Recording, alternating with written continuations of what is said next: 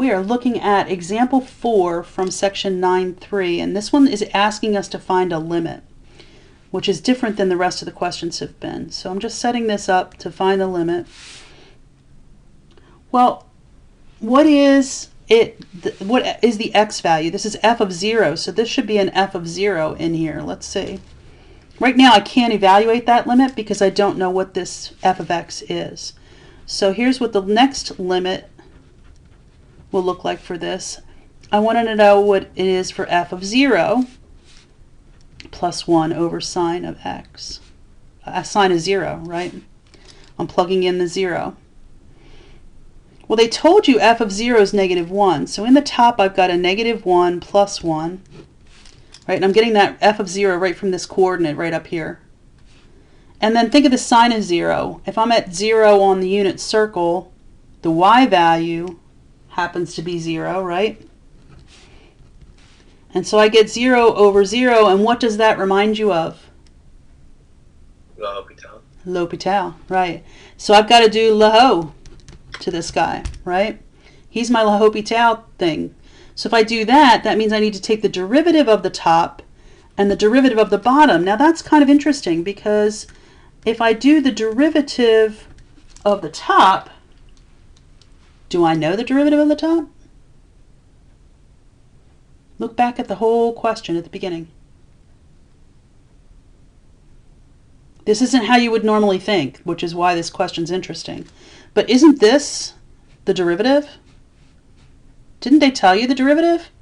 dy over dx is the derivative, and so this is what goes in this derivative place.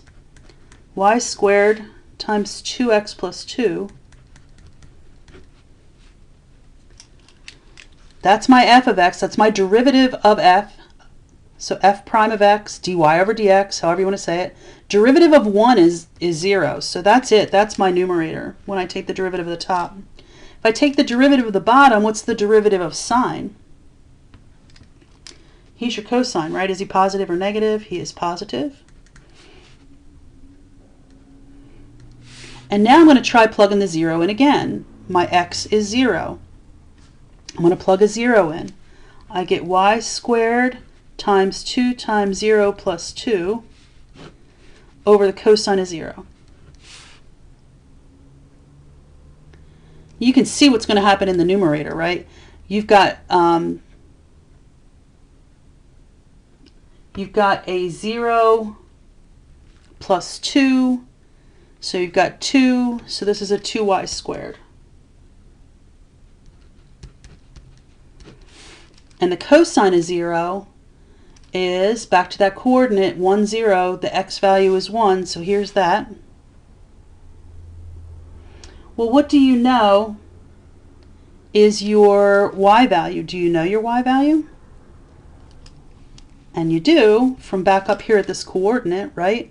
If f of 0, y is -1, so it's 2 times -1 squared over 1.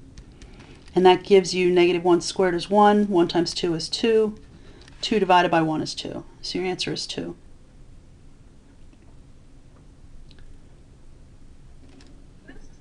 Yeah. Did we use Euler's method in that? You did not use Euler's method in this at all. No, this was totally a question that was off the mark on Euler's stuff. I know this is in Euler's section, but it totally was different. And I found it an interesting question because they gave you all the information that you needed, but it isn't the way that we would normally see it. So, and it brought back the whole L'Hopital stuff and limits and all that loveliness. So really good question because it really brought up a whole lot of other things in a differential equation setting. So anyway, then they get to B. B's now Euler's. B's like, yep, let's go. Let's apply Euler's to this whole thing. And so do you remember how the setup goes for Euler's? Right, you've got to remember that chart. So you have an x value, you have a y value. You have the derivative, which is dy over dx, or you can call it m. Then you need your change in y, which is m times the change in x, dx. And then you need your y value, which is your old y plus your dy equals the new y.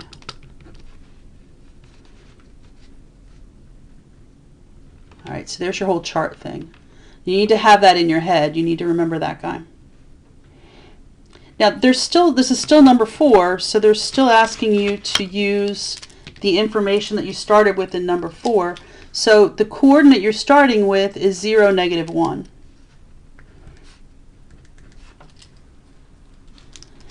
They want 2 equal steps for you to stop at 1/2. So if I have 2 steps, if I'm at 0 and I have a 2-stepper, the next one's going to be at 1/4, and the last one's going to be at 1/2. Right? If I look down the list on this. That's how my steps are going to go, because they're telling me I need 2 steps of equal size and I'm going from 0 to 1/2. Kind of makes sense. All right, so then you're going to figure out your derivative. So you're literally going to your derivative formula. I'll put it up above here so you can see it on my screen. Y squared and 2x plus 2. That's my derivative. That's what they tell me it is. So if my x is 0, 0 plus 2 is 2.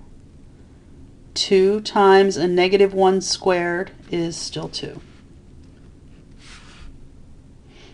Direct substitution with your x and your y. dy is whatever your slope is, 2, times your change in x. Well, my change in x is 1/4. 2 times 1/4 is 1/2. So I take my old y, add on my change in y, and that's going to give me my new y, and my new y is then going to be a negative 1/2. This becomes a negative 1/2. You've seen this Euler's method. This is not new to you. All right, so try it again. This gets obviously a little bit messier because now my x value, maybe not so bad. X value is a 1/4 and my y value is a negative 1/2. So let's see how that looks. I will have negative 1/2 squared times 2 times 1/4 plus 2. Well, this is going to be 1/4. This is 2/4 or 1/2 plus 2 is 2.5. Let me think about that for a minute. 2.5 is 5/2. So I get 5/8. I know I'm kind of doing this a little fast because we're short on time. 5/8. All right, so now I'm going to do my change in y. It's going to be my 5/8 times my change in x, which is still 1/4, and I get 5/32. Take the old y, negative 1/2, add on the new y, positive 5/32, and for sake of time, I get common denominators, yada yada, negative 11/32.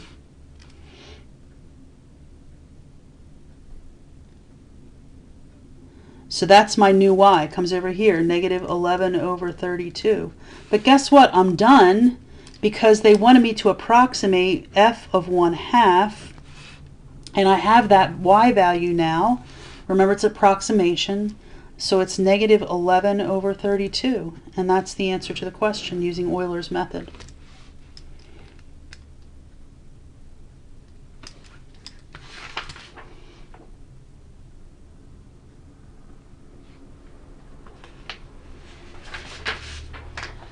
All right, so I'm looking at the last piece of this that I wanted to do. You can tell me if we've got time or not. Part C says, I think we can do this fast. This isn't that bad. Find the particular solution to the differential equation with the initial value. So same exact function. This is number 4 still. 2 minutes. Can we do it in 2 minutes, Liv? All right, so I have, if I separate the variables, it'll be dy over y squared.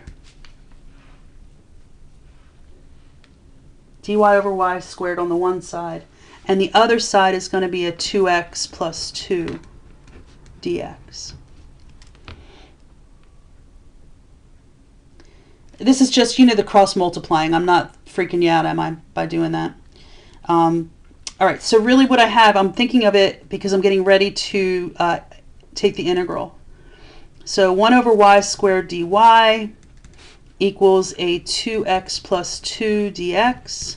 And so when I integrate on this side and I integrate on this side, I end up with a negative 1 over y.